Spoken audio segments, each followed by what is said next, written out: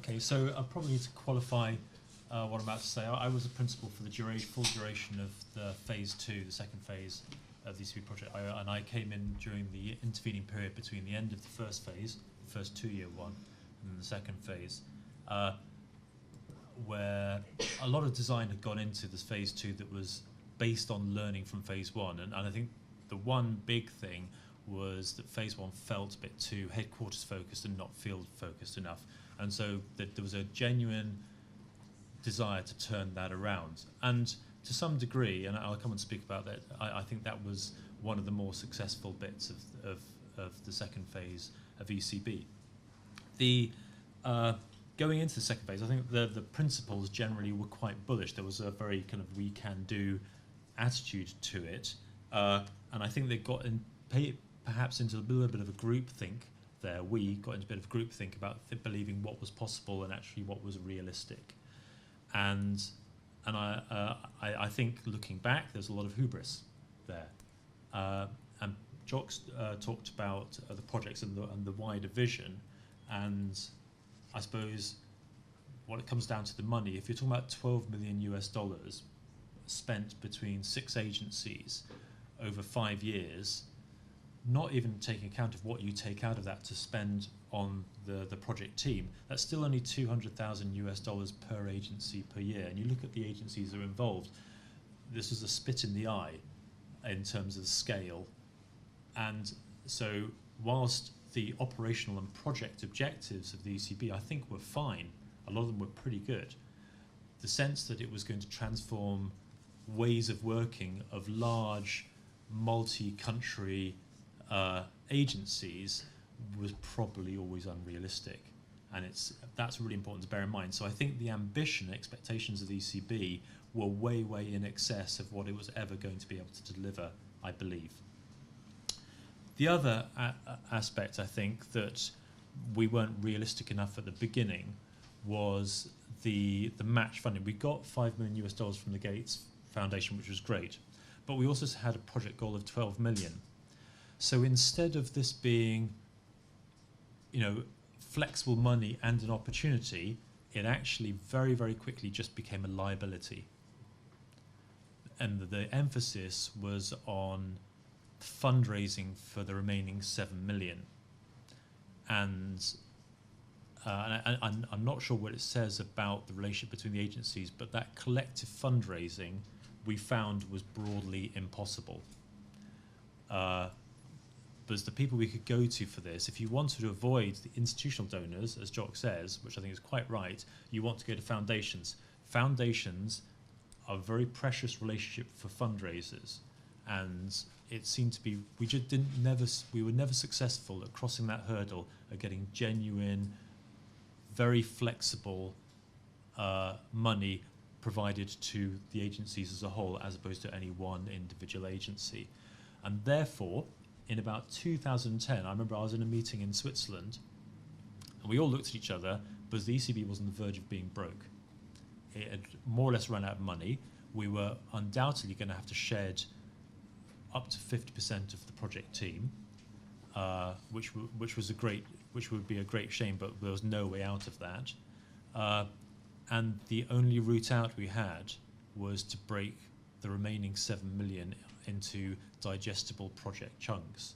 And so the original ideals of going for flexible funding to try innovation, I do wonder in retrospect if that was always a little bit doomed, because what happened was we agreed that individual agencies would chase individual bits of money for areas that were more important to that given agency, but fundraise on behalf of the whole consortium, but with a focus on what their special interest was on that. And so that ended up in the atomization of that. And it was actually a very tension-filled moment. I remember I actually got into a bit of a scrap with the CARE principal at the time, who fundamentally wanted to stick to the having kind of 7 million whole thing, and we were both saying if we do it your way, there won't be an ECB project tomorrow. We were both saying that to each other.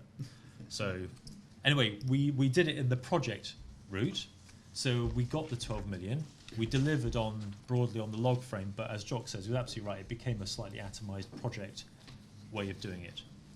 I would suggest we didn't actually have a choice. There were other negotiations with donors. We got a good grant from ECHO, but again, that got the money in the ECHO grant got cut to about 2/3 or a half. Yet we managed to maintain all the same objectives, which is as a project management thing, it's kind of a bit of a nightmare. And so it was very useful, but it was a lot of hard work and very heavy in a transactional way.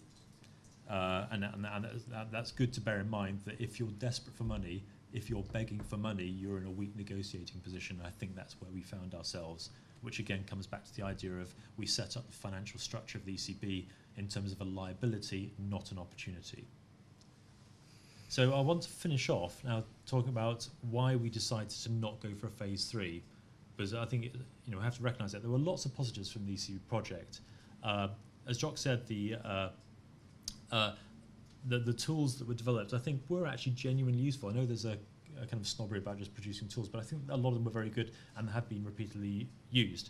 The other area, which was the original intention of the ECB, was to try and get a lot of thinking and development done at a country level. I think that was also one of the successes. I think the field level consortia were a good thing, and that was one thing that we can be genuinely proud of.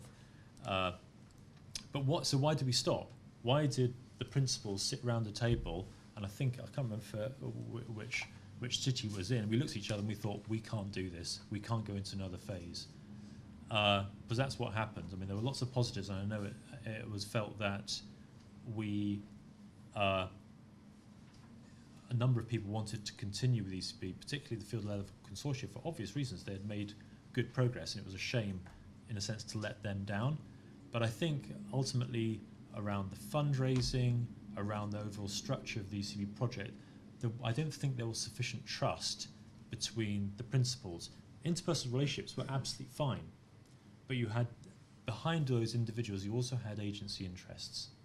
And I don't think we were successful at reconciling different agency interests to pool for the collective whole, which was a shame, but I think it was also a valuable learning experience. And the discussions are still ongoing, but we want to explore them in if you like, to coin a Donald Rumsfeld phrase, a coalition of the willing, around particular areas, which I think is the right thing to do.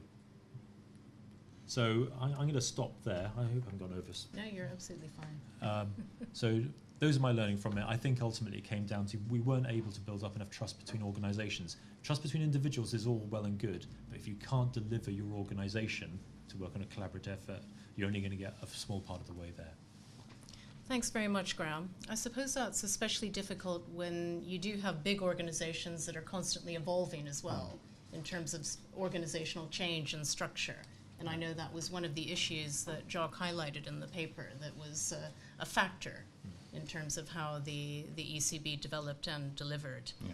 Well, I was going to say that SAVE, Oxfam and CARE were all undergoing major restructuring exercises sort of to get their own ECB project in place. In other words, the different the confederations of each agency, they were all doing, so they were much more internally focused, I think.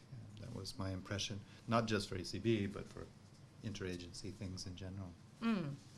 Okay, and we have Haroon on the line. Haroon, welcome.